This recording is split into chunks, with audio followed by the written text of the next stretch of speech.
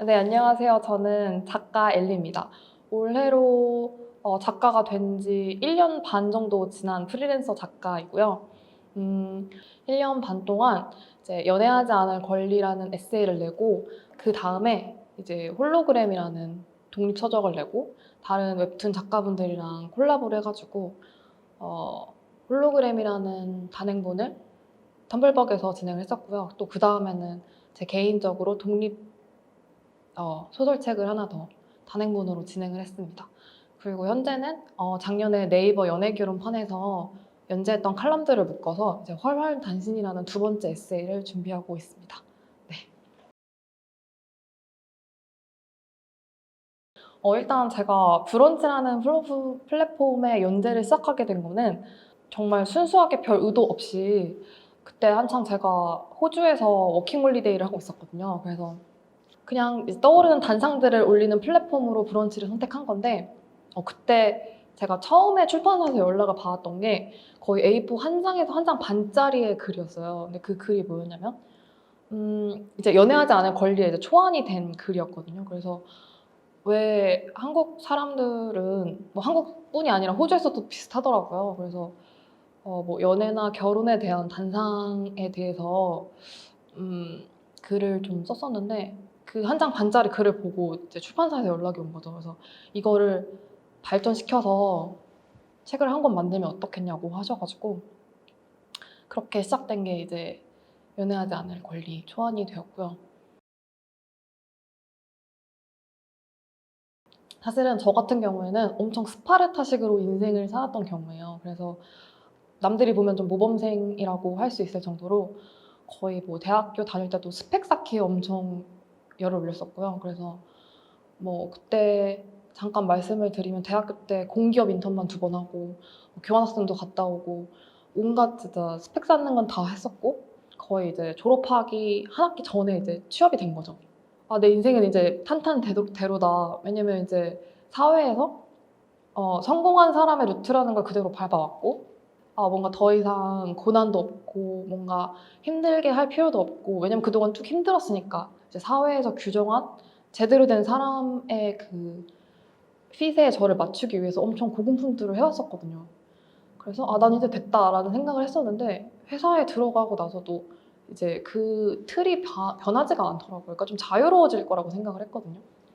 왜냐면은 사실 저 자체도 경제학과를 나왔지만 국문과를 가고 싶었고 이런 것들 다 이제 접어놓고 사람들이 이렇게 하면 성공할 수 있어 또는 이렇게 하면은 행복한 삶을 살 수 있어 또 이렇게 살면은 사람들이 너를 무시하지 않는다 이런 루트대로 살아왔는데도 전혀 행복해지지가 않고 그거를 달성하면 달성할 때마다 이제 문을 딱 열고 들어가면은 또 엄청 여러 개의 문이 더 있는 거예요. 그래서 또 갔더니 거기서 요구하는 또 이상적인 그런 신입사원의 모습이라든지 회사원의 모습이라든지 이런 게 또 있어가지고 그때 깨달았던 것 같아요. 그냥 이게 뭔가 골을 사회적으로 이제 제시하는 그런 이상적인 골을 막 도장 깨기 하듯이 달성한다고 행복한 사람이 되는 게 아니구나 라는 거를 그때 신입사원 때 너무 절절하게 깨닫고 이제 그만두게 된 것 같습니다.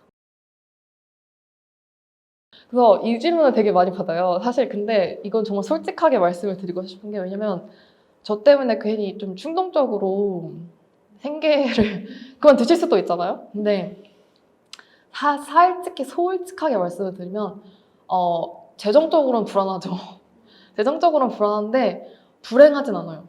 그때보다 불행하진 않아요. 그러니까 지금 행복하다고 말씀드리는 것도 사실 저는 그거 되게 싫어하거든요. 제가 뱉는 말이랑 제가 진짜 느끼는 말 사이에 낙차가 큰 거 되게 싫어해요. 그러니까 그렇게 하지 않는데 그렇게 말하는 거는 별로 이제 진정성도 없고 저도 그렇게 말하고 싶지 않거든요. 그래서 그렇게까지 해서 선동이랄지 뭔가 하고 싶진 않고 솔직히 말씀드리면 재정적으로는 확실히 불안하죠.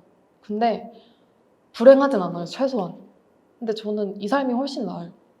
저는 그렇게 생각을 합니다.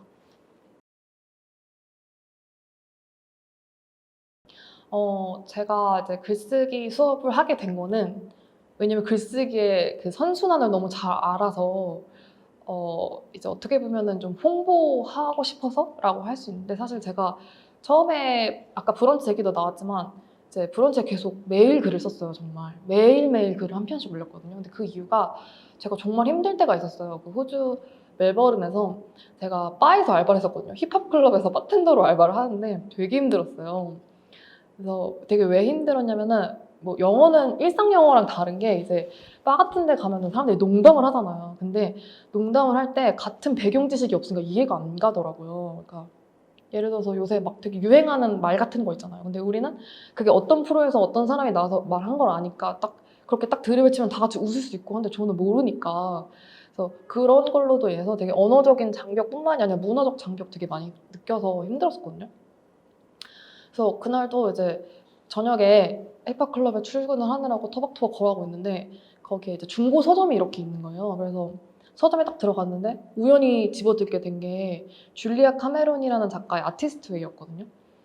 정말 저는 그냥 아무 생각 없이 그 아티스트웨이를 산 거예요. 저도 왠지는 모르겠어요. 근데 그 아티스트웨이를 읽고서 그게 이제 거의 그런 식이에요. 이제 글쓰기 한 줄로 요약을 하자면 이제 글을 쓰는 게 작가가 되기 위해서뿐만이 아니라 자기 자신을 위한 글쓰기를 하자 이런 거였어요. 그래서 왜냐면 사람이 글을 쓰면은 생각이 되게 많이 정리가 되거든요.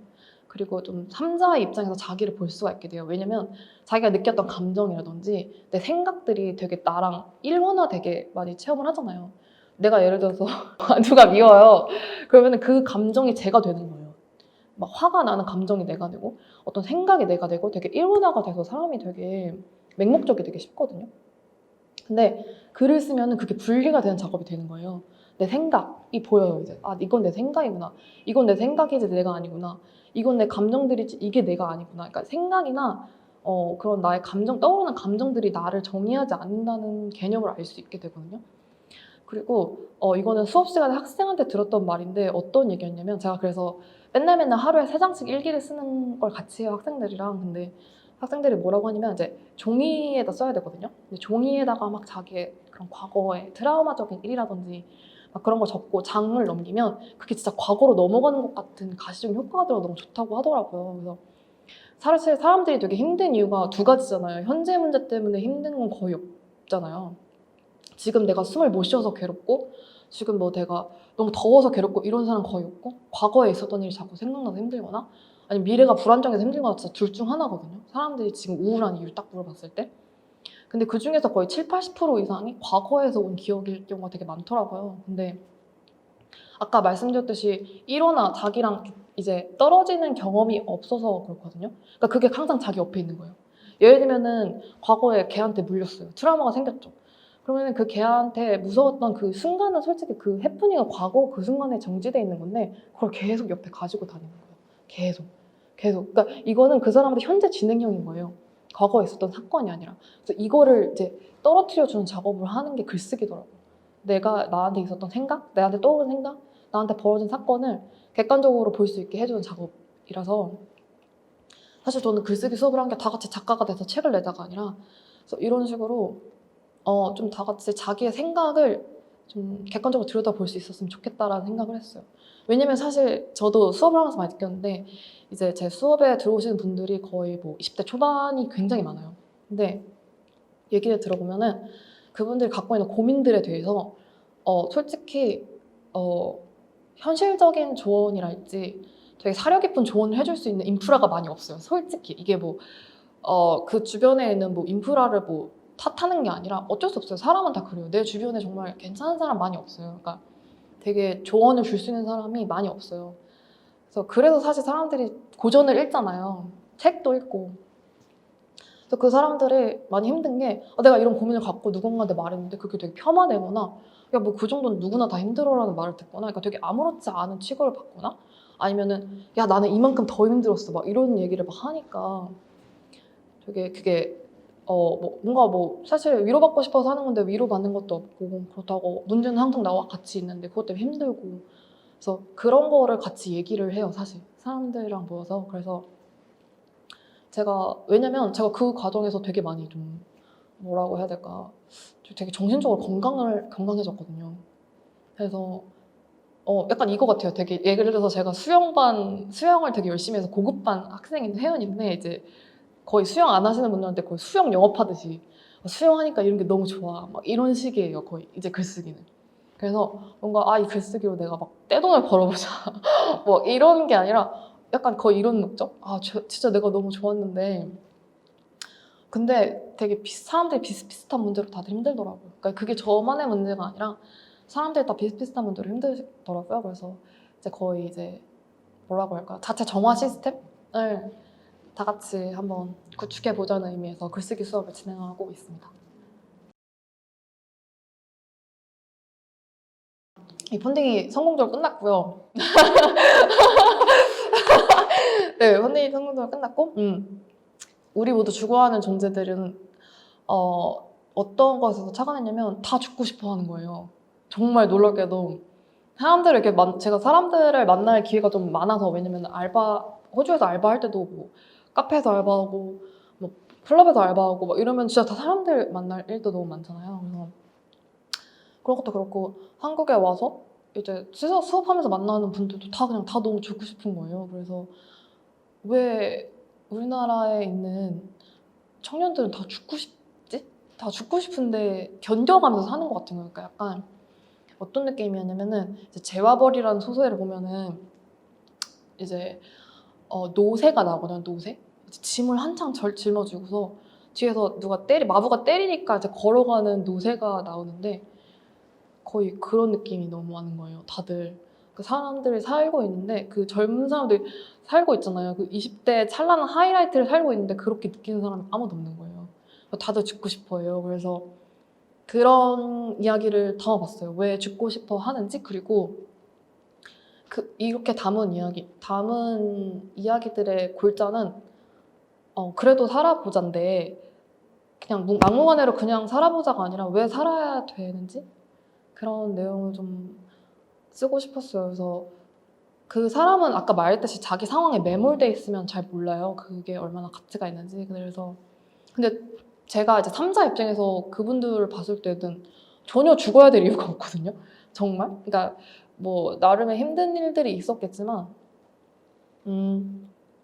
그래도 너무 가치 있는 삶이에요. 사실 제가 보기에는. 그러니까 저뿐이 아니라 다른 3자가 봐도 똑같이 느낄 거고 뭐 그런 사람들한테 너 죽어라고 할 사람 아무도 없어요. 근데 거의 이런 식인 것 같아요. 제가 요새 수영을 다니는데 이제 애기들이 수영을 배우다가 실수를 하잖아요. 실수했을 때 막 어른들이 야 너 진짜 수영 때려쳐라 이런 사람 아무도 없거든요. 야 너 진짜 수영에 능력 하나도 없고 너 이런 식으로밖에 못할 거면 수영 때려쳐. 평생 수영장 근처에도 오지 마. 물 근처에도 가지 마. 이런 사람 아무도 없어요. 근데 그렇게 자기들을 많이 대하고 계시더라고요. 그러니까 예를 들어서 뭐 입시에 실패를 할 수 있어요. 상향 지원했는데 떨어질 수 있어요. 근데 그거 갖고 그냥 죽어야 되는 사람이 되는 거고. 나는 뭐 엄청 자기 그 용어들을 보면 진짜 이렇게 자기한테 한다고? 근데 그 말 절대 남한테 안 하거든요. 자기 친구나 자기 주변 사람들한테 절대 그렇게 하지 않았을 말.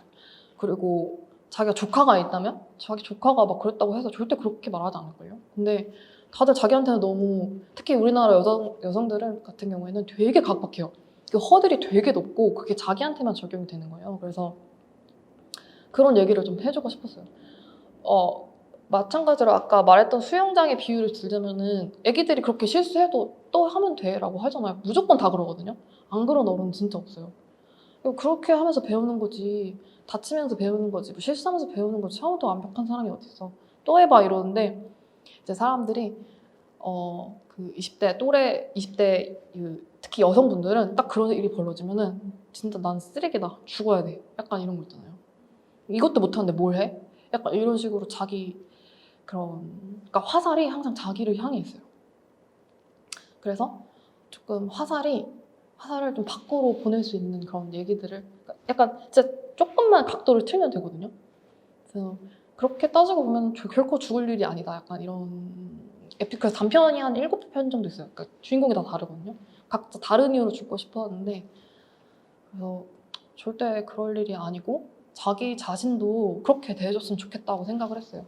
그러니까 우리가 수영장에서 막 넘어진 애 보고 넌 절대 평생 물 근처에도 가지 말라고 악담하지 않듯이 자기 자신을 좀 소중하게 대했으면 좋겠다라는 생각에서 쓰게 된 소설이었습니다.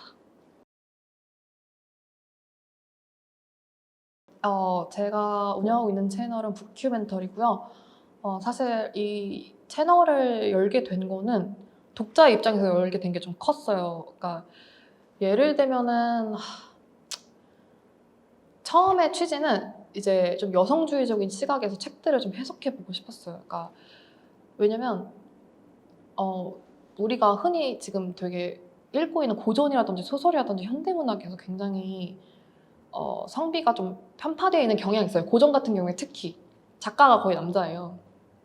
현대소설은 좀 덜한데 고전 같은 경우에는 거의 작가가 남자거든요. 그래서 그런 데서 봤을 때 좀 왜곡된 그런 시각이라든지 현대에서는 이런 걸 어떻게 해석하면 좋을지 약간 이런 거를 제 시각을 좀 덧붙여서 코멘터리 하고 싶어서 만든 채널이기도 하고, 그다음에 또 다른 이유가 있다면 아까 말씀드린 것처럼 우리 주변에서는 좀 우리한테 어떻게 보면은 좀 현명한 지혜를 나눠줄 수 있는 사람이 사실 인프라가 많이 없어요. 그냥 다 그래요. 다 뭐 이게 뭐 우리가 못난 사람이라서 주변에 그런 사람이 있는 게 아니라 거의 사람들은 평범하니까요. 그래서 옛날 사실 근데 고전이라는 걸 보면은 단순히 몇십 년을 지나온 게 아니라 거의 몇백 년, 뭐 거의 1000년 가까이 된 이야기들도 있거든요. 그래서 어떤 옛날에 살았던 사람들이 현대에서 좀 책에서 위안을 받고 싶은 사람들한테 어떤 메시지를 전해줄 수 있을까, 또 이런 점에 착안해서 진행하게 되었고요. 요새는 잘 안 하고 있긴 한데 다시 열심히 해보려고요. 그래서 다시 열심히 해보려고 하고 있고, 네.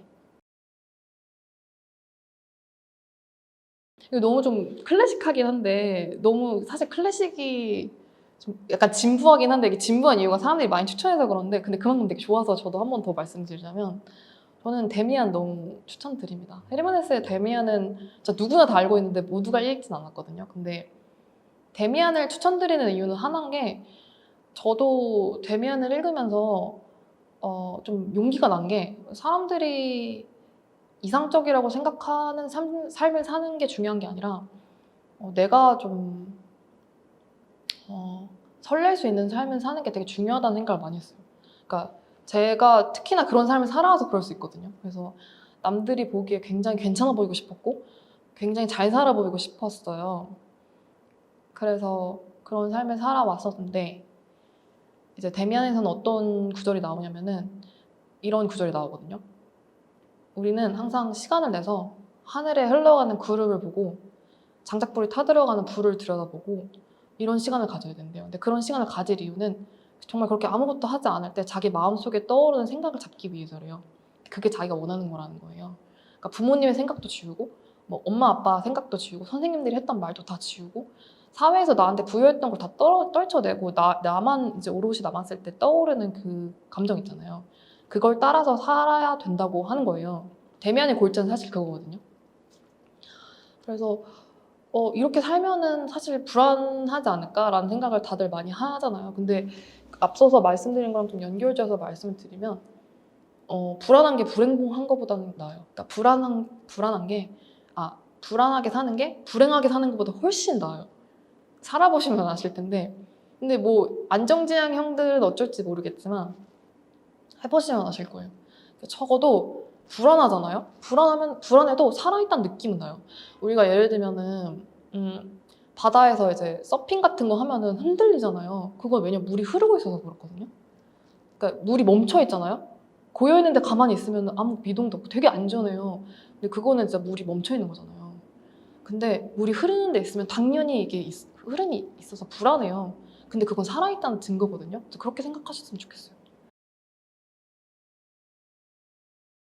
사실 이 처음 제목을 제가 뭐라고 했었냐면은 사랑세네였어요.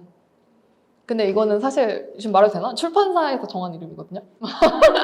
제 의견은 아니고 제가 미뤘던 제목은 사랑세네인데, 그게 이제 기각된 이유가 너무 철학서 같다. 제목이 너무 철학서 같아서 뭐 에리 프롬의 뭐 사랑의 기술 이런 느낌처럼 철학서 같아서 잘 셀링이 안 된 것 같다고 딱 자극적으로 빡 가야 된다고 해서 이걸 했고요.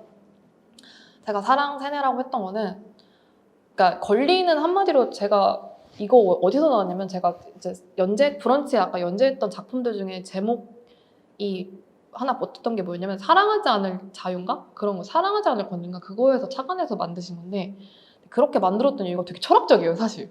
들으면 놀라실 수도 있어요. 되게 별거 아닌 것 같지만 되게 어떤 구절을 읽었었냐면 그 미국의 그 사회 철학자 중에 에릭 코퍼라는 사람이 있어요. 근데 그 사람이 자유에 대한 정의를 내렸던 게 있었거든요. 자유란 뭔가 인간에게 그냥 연애 다 빼고 그냥 인간에게 있어서 자유란 뭔가 했을 때 그 사람은 뭐라고 했었냐면은 자유라는 건 내가 뭐든지 할 수 있는 게 자유가 아니라 하지 않을 수 있는 게 진정한 자유다라고 했었어요. 이걸 좀 쉽게 풀어내면은 우리가 다 부자가 되고 싶잖아요. 부자가 되고 싶은 건 내가 다 할 수 있기 때문이 아니라 내가 하기 싫은 건 안 할 수 있어서 부자가 되고 싶은 거거든요, 사실. 그러니까 예를 들어볼까요? 뭐 우리가 1인 가구여도 집에서 이제 막 집안일 해야 되잖아요. 근데 돈이 많으면 안 해도 되거든요. 그게 자유잖아요, 사실. 그걸로 인해서 자유가 생기잖아요. 버지니아 울프 예를 들어볼까요?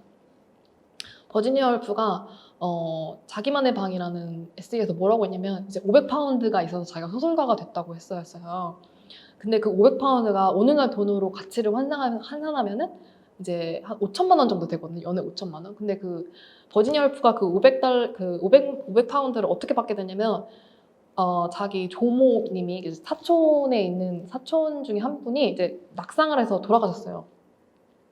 그래서 되게 부자신 거예요. 그래서 그분이 남긴 재산을 이제 거의 연금처럼 매년 500파운드씩 받게 된 거예요. 그래서 그분은 소설가가 됐어요. 자긴 그렇게 썼어요. 너무 솔직하게. 근데 그 전에는 뭐 했냐면은 맨날 막 이상한이라고 붙이진 않을게요. 뭐 망아지 막 이런 거 취재하러 가고 돈 주니까 돈 주고 이제 의뢰를 할 거니 글 쓰시는 분들한테 취재하듯이 뭐 저기에 뭐 있으니까 취재 가라 뭐 이렇게 해가지고 되게 취미에도 안 맞는 되게 약간 적성에 안 맞는 거를 하다가 금전적 여유가 생기니까 그런 거 하지 않을 자유가 생겼잖아요. 그래서 되게 좋은 소설들을 쓰기 시작하거든요. 그래서 그게 얼마나 중요한지 자기도 아니까 그걸 아예 말로 쓰잖아요. 그런 거에 착안해서 되게 맞는 말 같은 거예요. 맞아. 자유는 하지 않을 수 있는 자유. 하지 않을 수 있는 옵션이 나한테 있는 게 진정한 자유다. 근데 그렇게 느끼는 이유가 이게 연애든 사랑이든 결혼이든 이게 옵셔널하지 않다는 느낌이 드는 거랑 옵션이라는 느낌이 드는 거랑 굉장히 달라요. 이게 옵션이 아니잖아요. 그럼 모두가 다 그걸 하고 있는데 사람들한테 너 그거 왜 해? 뭐라고 물어봤을 때 이거 내가 왜 하고 있지? 라는 생각이 드는 사람 진짜 많아요. 목적성이 없어요. 의식이 없는 거예요. 그냥 다 하니까 다 하는 거예요. 근데 누군가가 한 명이라도 이거 안 해도 되는데? 라고 옵션을 딱 제시해 줬을 때 느끼는 감정이 진짜 다르거든요. 그래서 책을 쓴 골자를 말씀을 드리면 사실 제가 연애 결혼판에서 혼자 이제 비혼에 대한 칼럼 연재할 때도 똑같았어요. 누군가는 안 해도 된다는 옵션을 깔아주고 싶었어요. 근데 그게 뭐 사실 제가 그 연재하면서 욕을 엄청 먹었거든요. 진짜 욕을 되게 많이 먹었는데 진짜 상관이 없었던 게 뭐 누군가는 이 글을 보고 안 해도 된다고 생각을 하면 좀 좋은 거 아닌가 이런 생각했어요. 근데 왜냐면 제가 이제 20대 초반이랑 중반에 누가 나한테 그렇게 말해줬으면 저도 약간 좀 가볍게 생각했을 것 같아요. 연애에 목숨 안 걸고 뭐 하면 하고 안 하면 안 하지 이렇게 생각하는 게 아니라 너 무조건 지금 너 몇 살이지? 너 지금 한창 연애해야지 약간 이렇게 거의 이런 느낌이었어요. 제가 거의 대학 졸업 전에 취업을 했다고 했잖아요. 거의 그 느낌을 가지고 있었거든요. 나 미팅 무조건 나가야 되는 거고 막 그런 거 있잖아요. 좀 많이 뭐 그런 말도 많잖아요. 많이 사람을 만나봐야 보는 눈이 생긴다는데 그리고 심지어 저는 교양 시간에 교수님이 이렇게까지 말했어요. 물 들어올 때 노저으라는 거예요. 너네 나중에 노 젓고 싶어도 물이 안 들어온다. 두려운 거예요. 전 진짜 두려웠어요. 그래서 그분은 심지어 뭐라고까지 말하냐면 너네 지금 미니스커트 많이 입고 다니라고. 나중에는 그렇게 입고 다니면 욕먹는다고. 그 말을 대학교 1학년 때 들었는데 진짜 저는 좀 공포였어요. 뭔가 타임 리밋 걸린 그런 게임 뭐라고 하지? 무슨 큰 몹 잡는데 타임 리밋 걸린 거 있잖아요. 그런 것처럼 이거 내가 엄청 유용하게 써야 되겠구나라는 생각을 많이 했거든요. 근데 이런 얘기를 곁에 누구라도 하나 해줬으면은 그렇게 촉박한 느낌 안 갖고 별로 저도 그렇게 막 무조건 해야 된다 이런 생각 안 했을 것 같아요. 뭐 하면 하는 거고 안 하면 안 하는 거고 진짜 마음가짐이 다르거든요. 집 청소도 내가 오늘 좀 청소하고 싶은 기분인데 집 청소하는 거랑 맨날 막 거의 뭐라 해야 되지? 산호비처럼 고용된 듯이 맨날 집 청소하는 거 느낌이 완전 다르고 자기가 자기한테 가지는 의식이 다르거든요. 그리고 회사도 똑같잖아요. 회사 안 다녀보셨겠지만 너네 초과 근무 안 해도 돼 라고 누가 말을 깔아놓고 가는 거랑 그러면 아무도 안 하는 거예요. 그때 그 느낌이 진짜 다르거든요. 그러니까 누가 이렇게 옵션을 깔아놓는 게 진짜 좀 중요해요. 근데 제가 이제 연애 결혼판에 넘어가서 연재를 하게 된 것도 연애 결혼판 들어가 보면은 모두가 너무 연애해야 되는 거예요. 거의 연애 공화국? 그러니까 사랑 공화, 사랑이 넘쳐요. 사랑 넘치는 건 좋은데 그게 너무 이성에 한정돼 있어요. 사랑이 되게 종류가 많아요. 뭐 가족들이랑도 사랑하잖아요. 저는 가끔 이제 식물들한테도 굉장히 깊은 애정을 느끼거든요.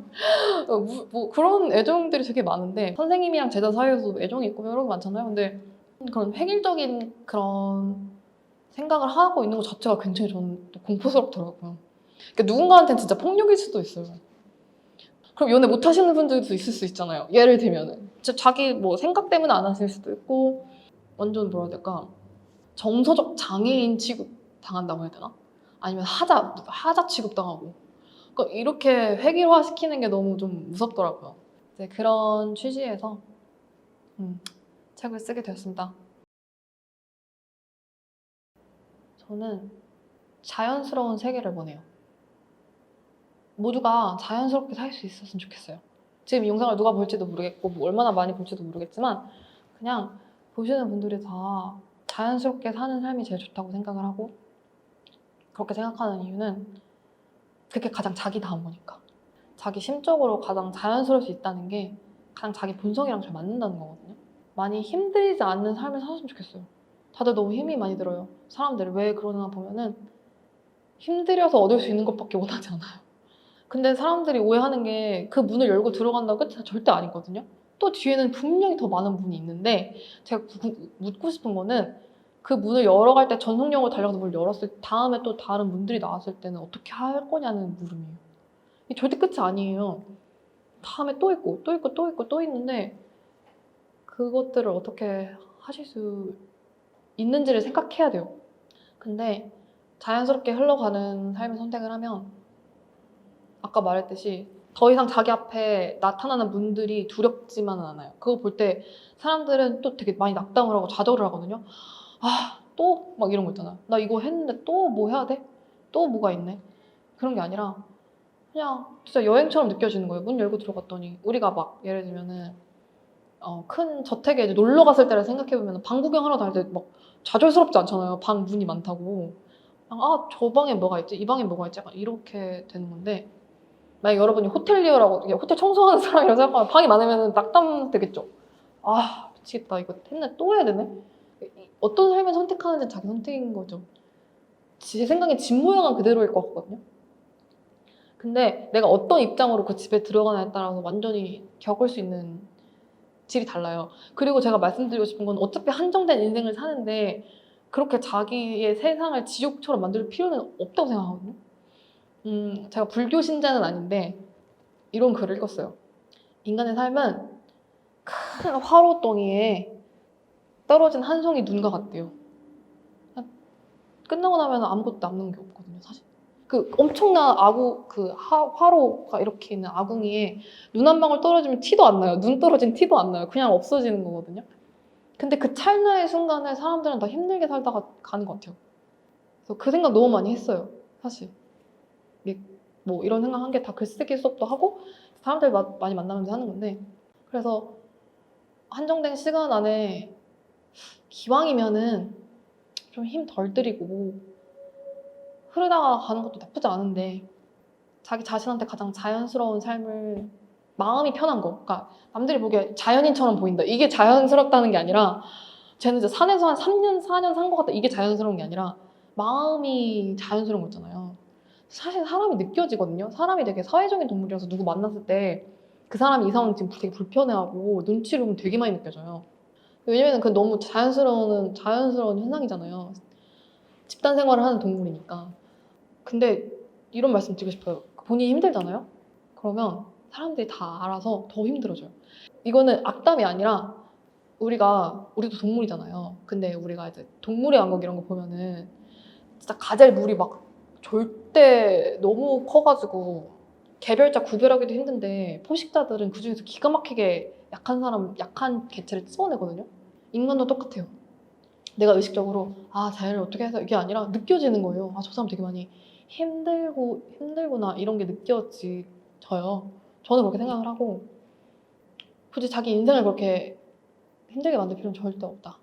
굳이 그럴 필요 없어요. 그냥 가젤 무리해서 나오면 돼요. 가젤일 필요도 없어요, 사실. 근데 다들 이제 너무 제한된 삶을 살지 않았으면 좋겠다는 생각을 합니다. 내가 꿈꾸는 세계는 자연스러운 세계다.